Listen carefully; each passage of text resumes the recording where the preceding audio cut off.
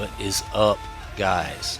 So I want to kind of give a disclaimer up front. This video is going to be very long, but given the nature of my channel, I wanted everyone to be able to see my full experience going to Detox. What's going on, everybody? Welcome back to the channel. So you know what? I'm just going to get straight to the point and cut straight to the chase. I'm headed to West Palm Beach, Florida in a couple of days, and it's not for vacation. I'm headed there to get professional detox from 7-hydroxy. This is a hard video to make. They say pride comes before the fall, but they also say, you know, a prideful man shall not eat. And I've been taking the 7-hydroxy. I had, if you've watched any of my, some of you have followed my channel, some of you've not. So if you're brand new, tiny bit of backstory. I've been on and off of kratom powder and MIT 45s for about 5-6 years total. Last 2 or 3 years I've been doing this channel. I've come off successfully total of 3 times now of either the powder or the MIT, whether cold turkey or a taper method, and have stayed off. One time I stayed off a couple of weeks. One time I stayed off maybe 40-something days. This most recent time, I stayed off for a good 8 or 9 months, guys. A good 8 or 9 months. Went on vacation with my wife a few months back and made the fatal mistake of thinking that I could control something as strong as 7-hydroxy. And I'm going to go ahead and tell you now, I've always been a person that always kind of straddled the fence when it comes to kratom, and I'm probably not going to do that anymore. Kratom powder, maybe. This 7-hydroxy stuff, can't straddle the fence on this, guys. It is the most insidious, horrific, scary substance, all wrapped into one package and tied in a nice little bow that I have ever experienced in my life. Again, very hard to make this because those who have followed me for a while, I'm sure, are very proud of me. Sorry to any of you guys who I've let down with this, because I've stayed off for quite a while. Was very proud of that, very proud of myself. And, every time that I've done it, I've pretty much done it on my own. And this time, not doing that. Not going to be able to do that. Did it have a choice but to not do that? I'm balls deep. No, I'm neck deep in this 7-hydroxy addiction. So much so that this last week was complete and utter hell on me. So much so that I literally got on the phone, started looking up places, calling places, seeing if I could get some help, because I've been back on this for several months. For those of you who are new to opiate type experiences or substances, you probably don't know this, but those of you who are a little more seasoned like myself probably know this, that when you have past experiences with addiction to something like opiates, it doesn't take long for you to crank up a tolerance if you get back on them. And that was a fatal error and a fatal misjudgment in thinking for me. Thinking, oh, we're going to the mountains for 4 or 5 days. I'm going to buy myself several packs of this. If I take a few, if I stop when I come back, it's not going to be that big of a deal. Well, I'm telling you now, I took those for about 4 or 5 days straight on vacation, pretty heavily, because I have a tolerance for them. So I'm one of those people who can take a lot of something like that and still be just sitting here just talking like we are now. No one will be none the wiser. So I did that, and I'm telling you, when I tried to go back to work 5 or 6 days later, I was already severely depressed, already really lethargic, already really low energy. And so I said to myself then, I've got to taper this. I'm going to have to taper. I started tapering a little bit, realized how deep I already was. And I can't do this right now. Got some stress going on in my personal life. aside from this, very busy person, a parent, work a full-time job, all of these things.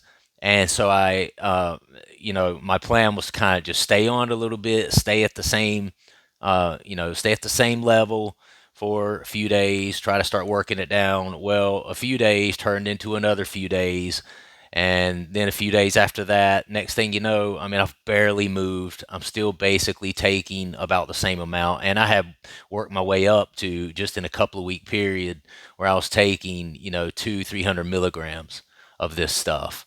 And just after a few weeks, guys, of taking this 7 hydroxy, I was completely balls deep. At that point, it had me. So over the next month, I tried my best just to kind of maintain a steady amount the best I could. But deep down, in places that I was afraid to talk about, I knew this was the one that was going to kick me in the nuts. And this was the one that I was going to have to swallow my pride and get help for. And that's what I've done. And I've prayed.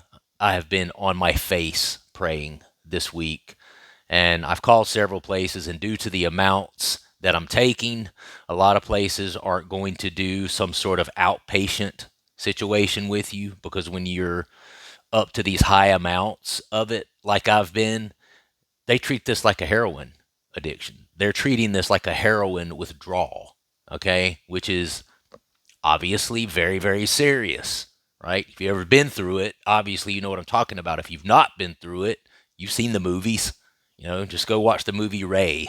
Go watch the movie The Basketball Diaries from the 90s. Well, you guys, I'm probably dating myself a little bit. A lot of you guys probably weren't even born when The Basketball Diaries was out, but good flick. Really, really good flick, especially if you're interested in movies where, true stories where people get hooked on something like heroin and then are able to get off of it and all that.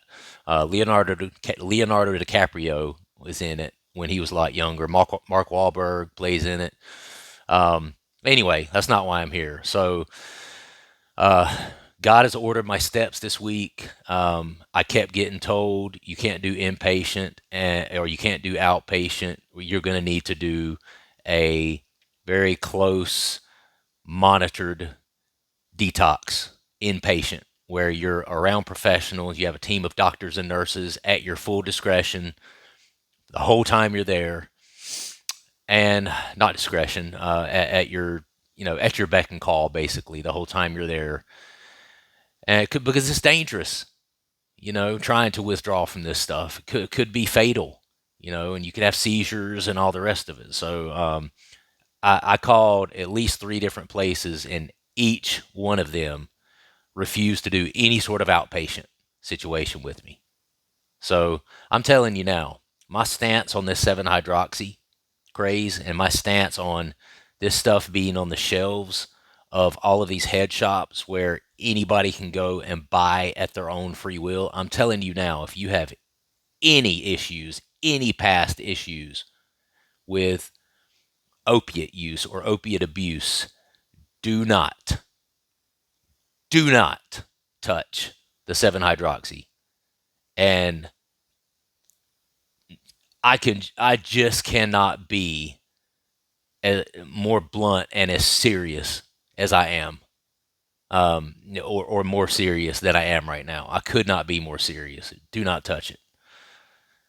Uh, I'm going to try to document this process in West Palm Beach and my whole detox and all of it the very best that I can, because I'm telling you now, I don't want anyone else out there to go through what I'm going through. And I don't want anyone out there to feel like they're stuck when they're in a situation like this and when they get on something like 7 hydroxy. I mean, I don't even really do content hardly at all anymore, guys. And there's not a day that passes almost where I still don't get some sort of comment from someone across the world or the nation that is currently stuck on this stuff. Hopefully, there'll be some once I get all of my other stuff mixed in, I'm going to try to take this and kind of edit it onto the end of this right here. Right now, I'm 2 days out from leaving. It's Saturday. I fly out Monday morning. So I'm going to try to take any subsequent videos that I do after this throughout the process and kind of mix them in and edit them into this. But Godspeed, you guys. And pray for my continued recovery. And I pray for all you guys out there that are really going through something that if you're in a bad spot and this thing's got you by the balls or it's got you by the neck and you really need some help, swallow your pride, man. Swallow your pride, because God is not going to give you anything that you can't handle, and if you're afraid of losing your job, losing your family members, losing anything as a result of swallowing your pride and saying that you need help and asking for help or asking for time off, then you didn't need to be at that job anyway. And you didn't need that family member anyway, because they are not ultimately concerned about your best interest. So that's it. Yeah. So hopefully I'll insert some follow-up videos right about here. Well, guys, bags are packed. Tomorrow's the day I leave for West Palm Beach to detox from 7-hydroxy to start a new life. When I'm on the other side of this and I'm sober, you, whoever you are, all of you who are struggling out there, it's going to be my mission to help you guys get off of this shit. That's my word. That's my word.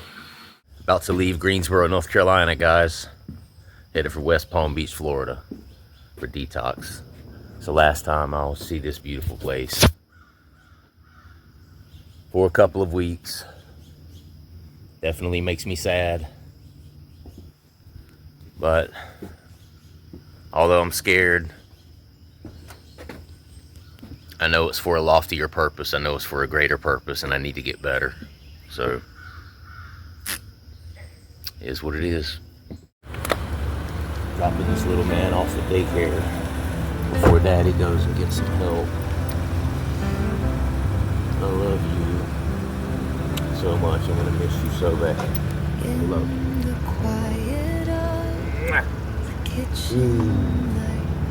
Daddy, I'll talk to you tonight, okay?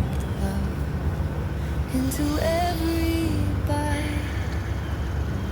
with prayers whispered soft at night, you kept our world steady and bright.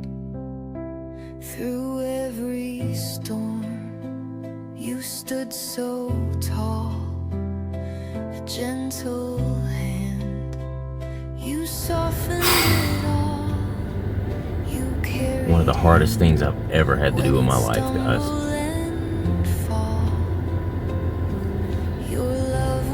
Not even gonna lie.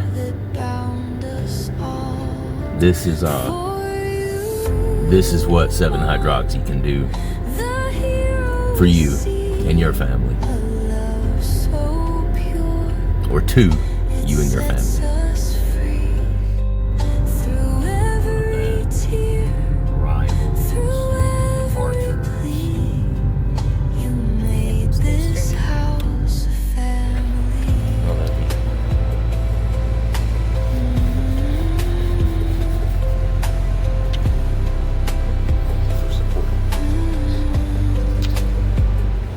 Kids you raised with a heart so wide.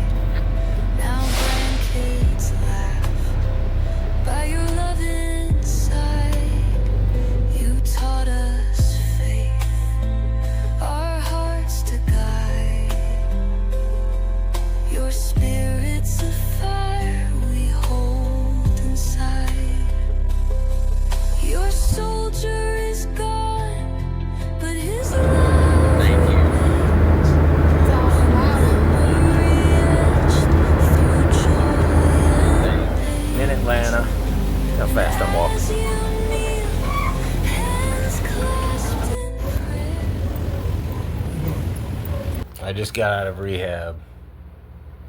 Just left detox, and I am freaking exhausted. I was there for approximately 10 days. Man, I can't wait to share with you guys what I've been through. It's absolutely brutal. If I look horrible, it's because I feel horrible. I did not stay the whole 30 days. I was just there kind of for the detox portion of it. But, no 7-hydroxy for, 9 days now. And no Subutex for, this is my 4th day now without Subutex. So, I'm doing okay. Feeling a little bit rough. Starting to have a little bit of withdrawal from the from the lack of the Subutex, I think, at this point. But it's not nearly as bad as the withdrawal from the 7-hydroxy was. But, I left a little early. I'm in a hotel, West Palm Beach, Florida, so hopefully I can sleep. I'll tell you guys the rest of the story later. Peace. Well, I'm in a hotel now. My sleep has been trash, but I'm out of detox, at least. Kind of weak from a week and a half of no sleep, but I am going to try to find somewhere to exercise because I know I should, even though I don't feel like it. So, yeah.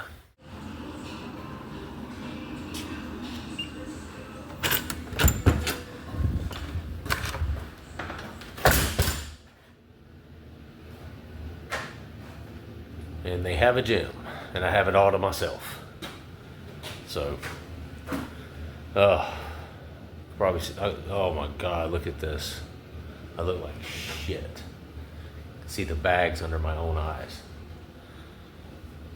I'll tell you guys more about my experience in detox shortly. Get this workout in.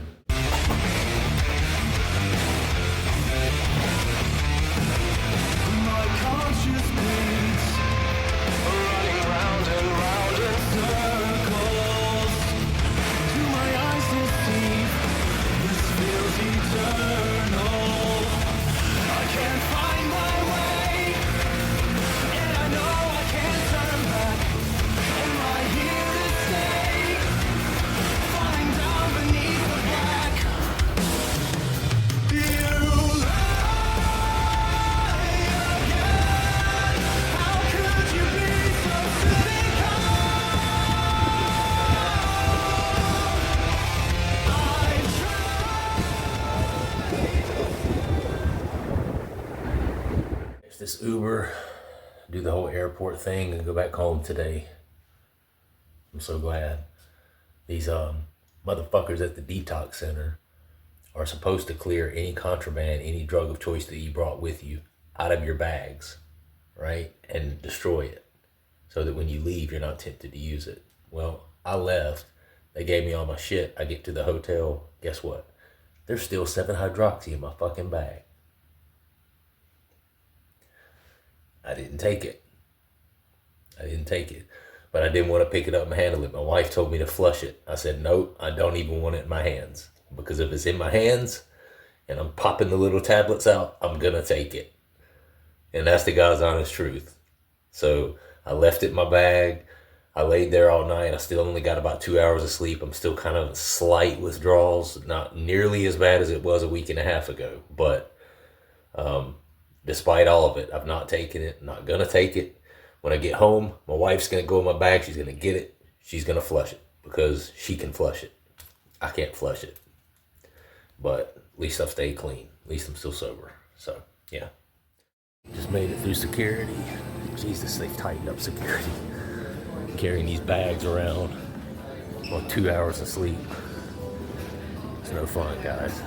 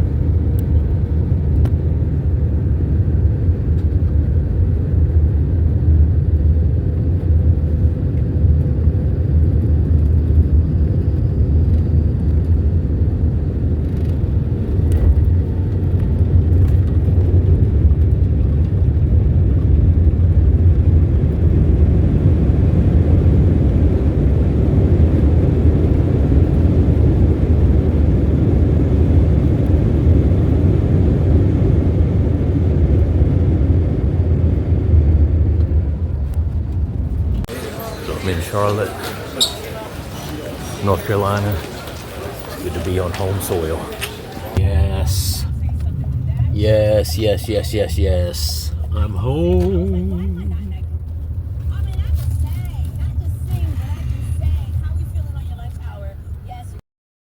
They're about to go outside.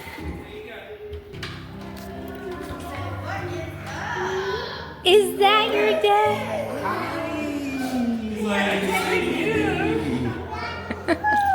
Is that your daddy? Hi, buddy. What is up, guys? So, I am back from Florida, from the detox facility. I think it's fair to say I was a little bit naive going into this process. I didn't think that when I walked in the place, they were going to take my phone away from me. They were going to not let me speak to my family for the first 48 hours I was there.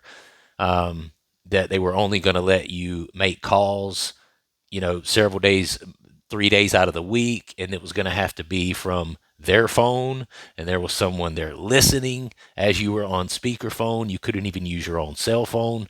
This shocked me. And I've never had my freedom taken away like that. And it was very humbling, okay?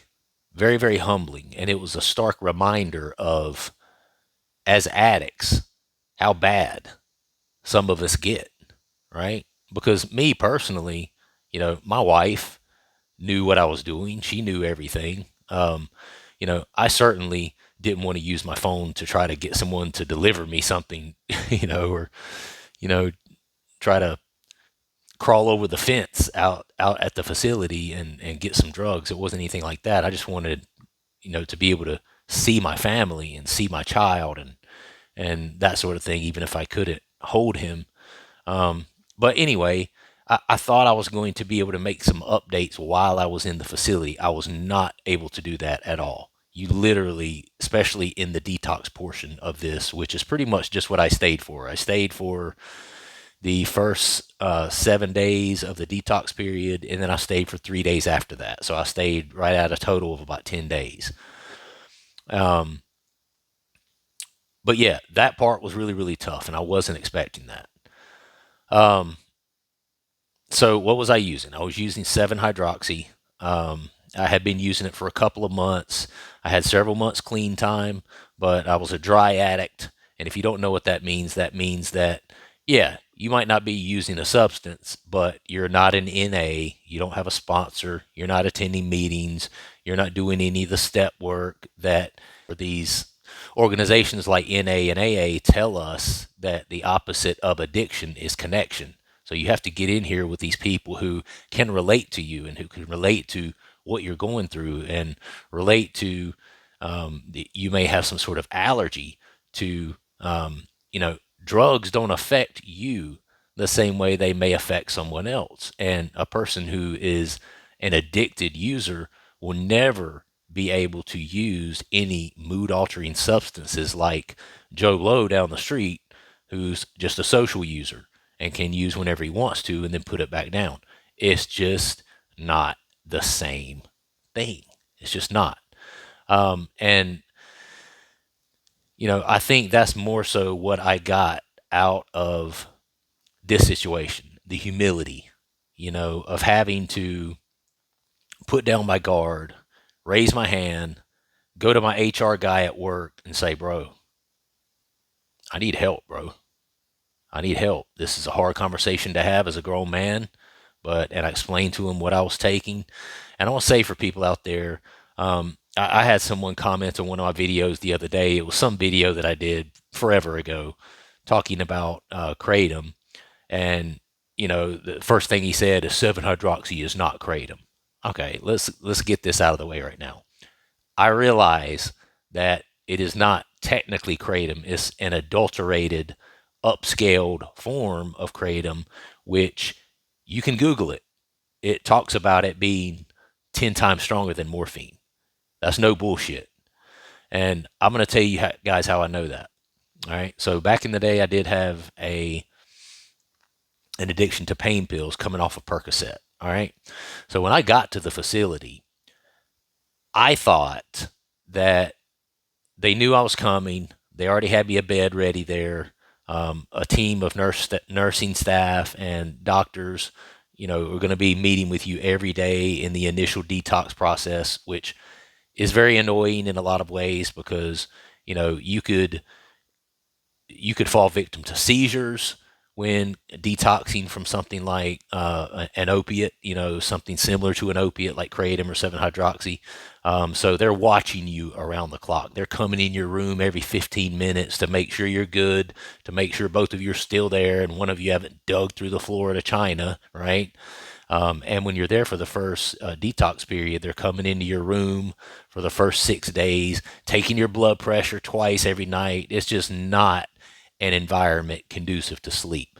Now, imagine also coming off of something like 7-hydroxy when you've had a heavy addiction to it, right? So I get there and I thought that, well, they're going to have some Suboxone or some Subutex ready there for me, right? And as soon as I get in there, you know, I'm going to go to the nurse's station and they're going to give me some Suboxone or some Subutex. So I'm not going to be miserable the first night. Let me tell you, that didn't happen. Okay. I went in there. They took my phone, took all my clothes. They treat you like you're a crack addict. Some people there were, but they take all your clothes, they wash them again because a lot of people are indigent, homeless, coming off the street potentially. Nobody I was in detox with was fit that bill, but absolutely that's something that they see, right? So they take all your clothes, they wash all of your clothes. Took me in there, took me into the nurse's station after I had given up all of my shit, and I had some 7-hydroxy in my bag, right? Now I was taking this stuff to the amount of I couldn't go but a couple of hours, okay, without taking it before I was already starting to feel the negative effects and some at least mild withdrawals, okay? Because this stuff is not very long acting. It's not as long acting as kratom powder, okay? Because I've done kratom powder. 7-hydroxy is much different. Very short acting. If you get to taking it regularly, if you have an addictive mindset like myself and you get to taking it in the morning, then some, a few hours later in the afternoon, you start to build a tolerance really, really, really quickly. And the next thing you know, you're having to take it more often and more often and more often and more often. This is what happened to me. And it only took me a couple of months to get there. Okay. Because this brain, here is accustomed to having something attached to its opiate receptors all the time, right? So it didn't take me long after being clean off of the substance for, 7, 8 months, whatever it was. It didn't take long for me to build that tolerance back up really, really quickly. So I go in there and I go in the nurse's station and they tell me, so you'll start your Subutex taper tomorrow morning at 8 a.m. And I looked at the nurse and I said, tomorrow morning? It's like 3 o'clock in the afternoon right now, day before, right? I literally panicked. I was like, fuck. I was like, why? I thought you guys would, had it here already. That's not how they do it. That's not how they do it. And plus, apparently, the Subutex can be more effective if you are already in somewhat, the throes of withdrawal. Who knew, right? I found out. Let me tell you guys right now, the first night I was there, I don't know if I wish, because I don't know if I will want to see myself in that condition again, right? But the first night I was there, I was literally manic. Um, like I said, I was for a couple of months there taking 7-hydroxy so regularly that I was using it every couple of hours. It's extremely strong, extremely powerful, gets you extremely high, right? And now I'm put in a position where I'm going to have to go 18 hours, 18 hours without 7-hydroxy. I was fucked. And I was. And it wasn't, I mean, it was probably 7 o'clock before I already started feeling pretty damn uncomfortable, right? And they'll give you comfort meds like Visceral for anxiety. They can give you Robaxin. They can give you, sometimes they'll give you like gabapentin and stuff like that. But, I had to see a doctor before I could get some of that stuff. So there were certain things they could give me up front to kind of help a little bit. But um, a lot of people that were coming off of alcohol. I was the only one there at the time that was detoxing from kratom, or 7-hydroxy, is way different than alcohol, right? And by 6, 7 o'clock, I was already starting to feel extremely uncomfortable, right? And so they gave me everything that they could PRN, right? And when I tell you by 12 o'clock midnight, I was crawling out of my fucking skin. Okay? 7-hydroxy, I don't care what anybody out there says, is fucking evil, insidious. Now, if you're not an addict, then you're probably not on my channel in the first place. If you're on my channel, you probably have a propensity for overusing or misusing mind altering substances, right? Maybe you don't. If you don't, maybe you're okay with 7-hydroxy. My wife tried it several times. She was always able to just kind of, she didn't pop it every hour on the hour like I was doing. She just never did that with it. But point being, I wish that I could have taken video, although at that time that would have been the last thing on my mind. I was crawling out of my fucking skin. I had my hood pulled up over my head.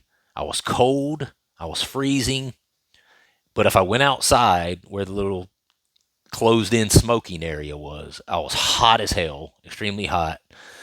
I had this feeling that an alien was trying to crawl out of my chest if I would sit still for more than 2 seconds. I was just like, it was fucking terrible. Fucking terrible. And the only way that I survived that was to get up and move and walk up and down, up and down, up and down, up and down, up and down. I did that over and over and over and over and over. And by 2 in the morning and 3 in the morning, it was just getting worse and worse, and it just was not letting up. And I was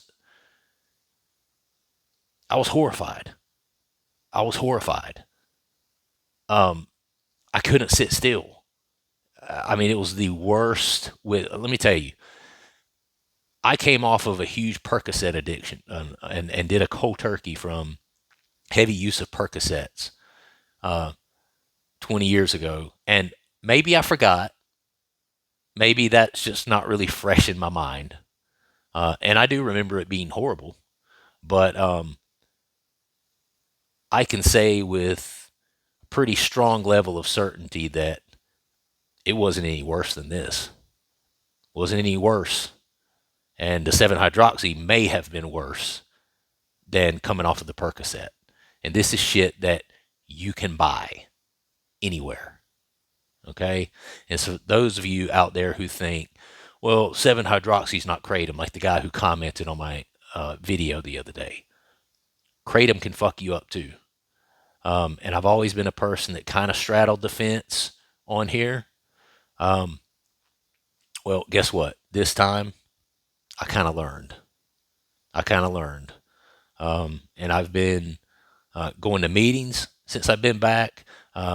Just as of today, I got myself a sponsor because I'm doing this shit right this time. And if what they're telling me is to be humble, realize that you are not a person that can control mind-altering substances. Your life has become unmanageable. If that's what they're telling me, and they're telling me that I need to attend some meetings, even if it's just virtually every day, and get a sponsor, start working through the steps, if that's what I need to do to stay off of it, and stay clean, that's what I'm doing. And that's what I've done. Um, so that happened the first night, and I sincerely didn't know if I would make it, guys. Um, I prayed over and over and over, God, please help me through this. And I just had to make it to 8 o'clock. They had an 8 o'clock med pass, right? And at 8 o'clock, I was supposed to go in, be able to get the Subutex finally. Okay. Well, I was in such bad shape that every time I would come into that nurse's station throughout the night to try to get some sort of comfort meds, which didn't do shit for me. I mean, they had given me absolutely everything they possibly could. And I'm talking about some stuff that really is supposed to make you sleepy as well. Visceral, melatonin, what else? Robaxin. They gave me a Robaxin. Several things that are actually supposed to make you sleepy. Didn't do shit for me. Didn't even touch it. Right? And it was so bad that I remember one of the male nurses had to put his hand on my shoulder like this and hold me down because they couldn't get an accurate blood pressure reading because I was doing this. And so I get in the line 8 o'clock. They give me this Subutex, which they crush it up, put it under your tongue. I was desperate for it. I mean, I looked like a cracked out fiend, like knocking on that door. As soon as it became 8 o'clock, I was knocking.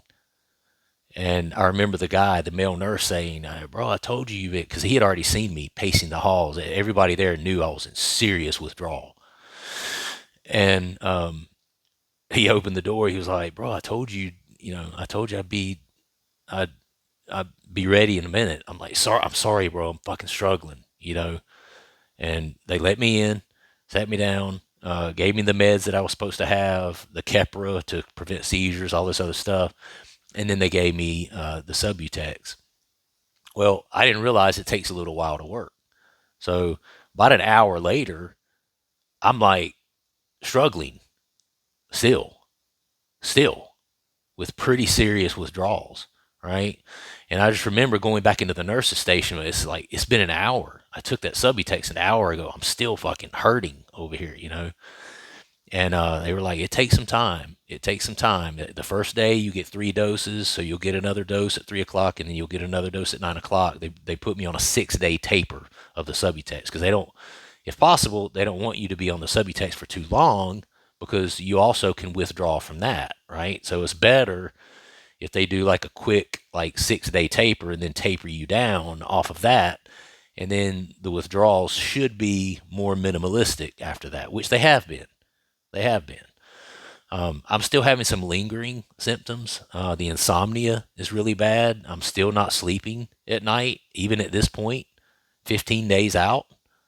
Still not sleeping well, but the physical feeling of the withdrawal is way, way, way, way, way, way, way, way less. Right? It's what I would call kind of mild at this point. Right? So they give me the Subutex. Sure enough, and they gave me some more comfort meds. Sure enough, by maybe around 10, 11 o'clock that morning, I finally, after being up all night, was able to just, from sheer exhaustion of walking the halls, being in horrific withdrawal the whole night, was finally able to lay down and sleep. And I remember waking up at like 3 or 4 o'clock, and I was like, holy shit, I actually slept for 3 or 4 hours. That was lovely. Like I was amazed by that. I was like, yes, thank you. So I did that, and that first day there, I was literally just trying to get a little bit of sleep and trying to make it through that day, get that next dose of Subutex. By the time that first night was over with, and I had taken that third dose of Subutex, I actually got a little bit of sleep that night. Maybe 4 hours, 5 hours of sleep, something like that. The Subutex was starting to work, right? It was starting to work. So that following day, on Wednesday, I got there on Monday. I started feeling, quite a bit better at that point because the Subutex was kind of in my system and it was on those opiate receptors, so I wasn't really having the serious withdrawals. Now, for those of you who have taken Subutex, Suboxone, that sort of thing, and it was a pretty small amount, it wasn't getting me high, right? I wasn't getting high off of it like I was the 7-hydroxy, but it was enough to keep the withdrawals at bay, and I was okay with that. I was okay with that. So over the next several days, or over the next 6 days, they kind of weaned you off the Suboxone. You get a little bit less and less every day, and then they'll skip a dose. I remember there was one day where I took it in the morning at 8 o'clock, but then I skipped the 3 o'clock dose in the afternoon. That scared me too, because I was like, oh shit, I'm going to be hurting by, you know, 8 o'clock tonight when we take our the meds before you go to bed. But it wasn't too bad because the Subutex actually stays on those receptors. It's long acting. It stays on there a while. So it wasn't too bad. I mean, I was uncomfortable the whole time I was there, the whole time, even with the Subutex. But um, there was some people. There was at least one kid there that I know he started doing a maintenance Subutex, and he was on a high amount of Percocet, and he asked them to keep him on the Subutex, so he was still taking it twice a day, and there was another kid that was coming off of fentanyl, right? And he took the Subutex, but he did the 6 day taper, and he actually came off of it. And somebody told me that, so I spoke with him. He was like, "It's not that bad." He was like, "I had a couple, a few nights where I was kind of uncomfortable, didn't sleep all that great," but he was like, "It wasn't nearly as bad as what I was coming off of, right?" And so that gave me hope. And sure enough, when Sunday came around, by Wednesday, I was getting up, I was going to the group meetings. It was AA, but I was, it's the same shit. So I was going to those meetings every day, just staying busy, learning what I could while I was there. And by Sunday, my last dose of the Subutex was to be Sunday morning, right? So I took the last dose Sunday morning. I had thought about talking to the doctor about seeing about extending that a little bit, but I wanted to get home to my family, and I wanted to just get this shit over with, and I just wanted it to be done with, right? And so if I had to struggle for a few nights to get to a point where I was feeling a little better, I was okay with that. I mean, I wasn't okay with it, but I made myself be okay with it. So took my last dose of Subutex Sunday morning. Sunday night wasn't too bad. Again, didn't sleep great. It was a twin bed. They're coming in your room every 15 minutes to make sure you're still there. The door's constantly opening. I'm 6'1", sleeping in a little tiny ass twin bed. So it sucked. Completely sucked. But the withdrawals weren't really bad, right? Following night, about the same thing. I actually got probably 4 or 5 hours of sleep that night. The withdrawals weren't really bad. Although I was starting to feel it a little bit, I could tell that whatever Subutex was left lingering around in my brain, they were starting to disconnect from those opiate receptors, because I was starting to get a little bit of discomfort going on. Like for me, it always seemed to manifest in the chest really badly. I call it alien chest because it literally feels like something's trying to crawl out of you. It's just a really, really horrible feeling. And I was having, a little bit of cold and hot flashes sort of thing as well. Then the third night came without the Subutex, Tuesday night. And the kid was right. It wasn't as bad as, let me say this. So after Sunday night, Monday night not being that bad, I was like, oh, I'm good. Oh, I'm good. I've been 48 hours now without the Subutex, and I'm feeling okay. I think I'm good. No, no. That third night without it on Tuesday, that night when I lay down, I was like, okay, yep, here it comes. And listen, don't get me wrong. It was probably on a scale of 1 to 10, and the 7-hydroxy being a 10, this was probably a 2, a 3. Like, it was uncomfortable enough to cause definitely the insomnia. I wasn't really sleeping. I was having some like discomfort in the chest area that would cause me to have to move and stuff, but it wasn't nearly as bad as a 7-hydroxy. But it was enough to serve to keep me awake, right? And I had already told the therapist there that I was here for the detox. After that, I was going to be leaving to get some medical advice because I had some familiar responsibilities and to get back to work. I've only been at my job for 5 months, so I didn't have FMLA. I didn't have short-term disability, anything like that. I'm literally there not getting paid, right? And fortunately, my wife makes great money. It wasn't going to kill us for me to go a few weeks without a paycheck. No big deal. But I also don't want to lose my job. And I carry my whole family on my insurance, so I had to be careful about that. And so Wednesday night late rolls around, and I finally had just had enough. And I had already planned to leave on Friday. Everybody knew I was leaving on Friday. They try to make it really hard for you to do so. They won't give you your phone to make calls to people to book plane tickets, anything like that. You have to do all of that when they allow you to make your calls. Um, and they'll try to talk you out of it. But everybody already knew I was planning on leaving early Friday morning to catch a flight. My wife had already booked a ticket for me.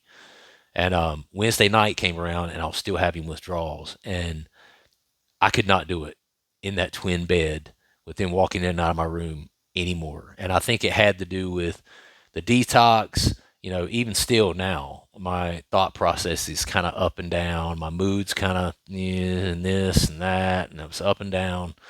But at that time, I was really still kind of in the thick of it. I didn't want to be, but I had to admit that coming off the Subutex was still causing me a little bit of problems, right? But I knew that if I went and told them, look, I'm leaving. I'm sorry. I know it's against medical advice, but I'm leaving. And and my wife's going to get me a hotel. She's going to call me an Uber to the facility, give me my bags, give me my shit. I'm packing up. She's calling me an Uber. I'm going to a hotel so I can sleep in a king bed and turn the AC up, and I could be in the room by myself to where nobody's walking in every 15 minutes. So had a few people come in, try to talk me out of it, this and that. I'm not suggesting anybody do this if you ever have to go to detox, but it's what I did. But I was there for 10 days, and for me, what I was considering in the beginning doing was just staying there for the detox and then leaving. So that was pretty good for me to actually stay 3 or 4 days after that for a stabilization period, because the therapist really wanted me to stay to kind of stabilize a little bit, because coming off of the Subutex taper, people can often have problems, right? And I was having some problems, but I didn't really admit it to them that much. I just as much wanted to leave, so I knew that the withdrawals weren't bad enough that I had to be concerned about being by myself. I knew I was okay by myself. I've been through a Percocet withdrawal from probably 150 milligrams of Percocets per day by myself in my apartment with no medical intervention. I knew if I could handle that, that I could definitely handle these, kind of minimalistic, sort of just discomfortable or uncomfortable withdrawals that I was having from Subutex. And I couldn't sleep and all the rest of it. And I was just fed up of 10 days of no sleep, people coming in your room all the time. I just couldn't do it. The twin bed, it got hot in the room. I was sharing a room with another man. He was pretty cool. He's an older guy, alcoholic. But on the other side of the bathroom, there was a room that had 3 beds in it. And then there was a conjoining bathroom. Guys, I live in a 2,400 square foot home on a lake with a huge master bedroom, a cow king bed, a bathroom that I can get up and walk to anytime I want to. Sharing a bathroom with 4 other men, guys. That's what 7-hydroxy can do for you if you are a person who tends to get addicted, right? And I'm sharing this story because I want people out there who are stuck on it. And I know you're out there because I get the comments. I see the comments all the time. My channel's still kind of small, but it's got over 1,500 subscribers right now. And even though I haven't been really doing content recently, I still get, comments all the time of people that are either stuck on kratom or even worse, 7-hydroxy, right? And I just want you guys to know that if you have insurance at all, your insurance will cover you to be there, right? The only thing I'm going to be responsible for basically is a $500 deductible and my plane ticket there and back. Outside of that, there's no monetary responsibility for me whatsoever. So if you're fortunate enough where you've been at a job for a while and you can get FMLA or you have short-term disability, um, get short-term disability now. Start paying into it so that you can get to a point where you can go and get professional help. Because I'm telling you now, the amount of 7-hydroxy that I was taking every day, I was up to probably 400 milligrams or more, or 500 milligrams of 7-hydroxy every day. Way too high. Way too high. And the withdrawals, there's no way. If I hadn't have been put in that position and forced to go through that and then been given the Subutex and stuff, if I hadn't have done that, there's no way I would have made it. No freaking way. No way. And now that I'm saying this out loud, I would like to say, you know what? The 7-hydroxy was worse than the Percocet.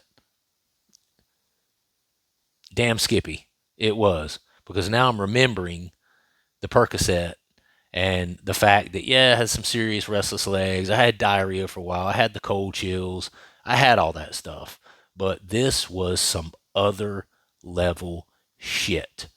I looked like a manic psycho patient. Scrolling those halls with my hood pulled up, a pillow clenched on my fist, clenched on my chest, just pacing back and forth. And every once in a while, just having to, like move my chest and just, just absolutely horrible, horrible, horrible feeling. So, after 10 days of not having any sleep, I finally left, made it to a hotel, probably about 12:30 that Thursday morning, early that Thursday morning. And I actually got a couple hours of sleep. They sent some of the comfort meds with me because anything that gets called in for you, they send it with you. Right. So I took like some gabapentin. I think it was trazodone or something, which I've still got it in there. I'm not taking it now, but at that time, 4 days ago when I came back, I was still struggling enough where I felt like I needed it. Right. And so I did that.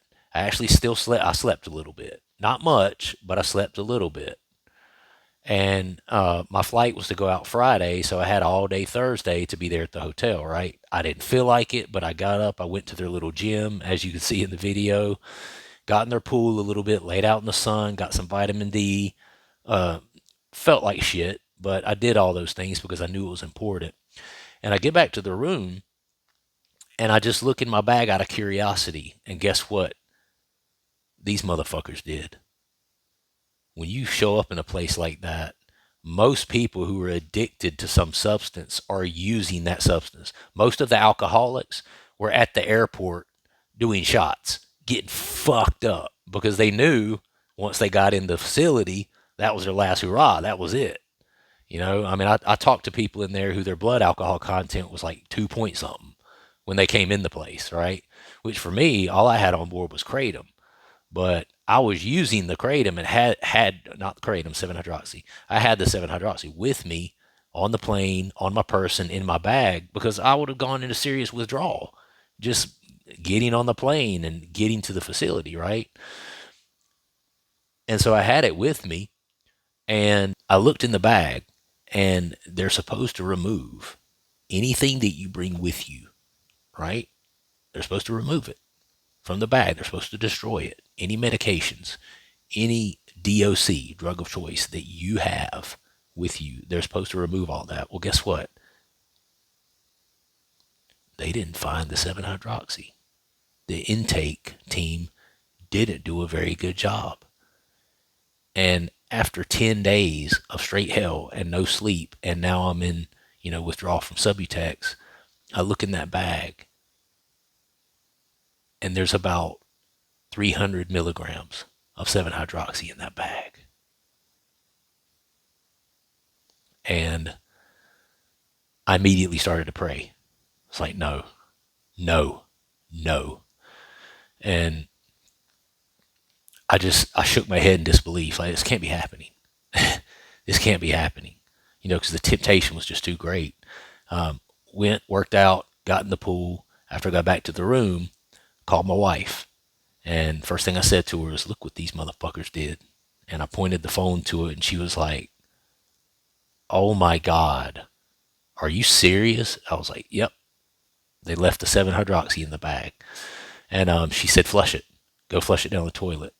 And my exact words to her was, I don't trust myself. I don't trust myself holding it. I don't want to hold it. Because if I hold it and I walk over to that toilet and I start popping these capsules out and I have them in my hand and they're right there, I'm going to be too tempted to take it. Because I know that I could take one of those and all of this would go away. This horrible withdrawal, this feeling, this low mood, this depression, this anxiety, all this feeling in my chest, all of it will go away if I just took even half of one of those tablets, right? And I said, no, what I'm going to do is I'm going to stuff it down in the bottom of that bag where it's going to be a pain in the ass for me to get to it because I had a bunch of clothes and it was a carry-on bag. Had a bunch of clothes and stuff in there anyway. And I said, I'm not going to touch it. I'm not going to touch it. I swear on my son's life. She made me swear on my son's life, and I did. And I said, when I get home tomorrow, you're going to flush it because I don't have the strength to flush it. Not right now. Not in the condition I'm in. I'll be too tempted, right? And I prayed several times throughout the night because, it was 15 feet away from me in the room, guys. And I knew I could have taken it, but I didn't. And I still didn't sleep. Slept maybe an hour that Thursday night before I had to get up at 4 o'clock a.m., get all my bags packed, had an Uber coming to get me at the hotel at 5 a.m. so that I could get to the airport to fly back. And I had a layover as well. Kept the carry-on bag with me, kept it on the plane, all of it, never opened it up, never took the 7-hydroxy. And when I got home, the first thing I did when we walked in the door is told her to flush that. And I just cried. I thanked God that I didn't take it. Because it would have sucked to gone through all of that and then to turn around and take that and to set myself back. I can't take something like that. Not responsibly. I can't. And, as a person who's an addicted person, I have to be in recovery, and that's what I'm doing now. I just got a sponsor today.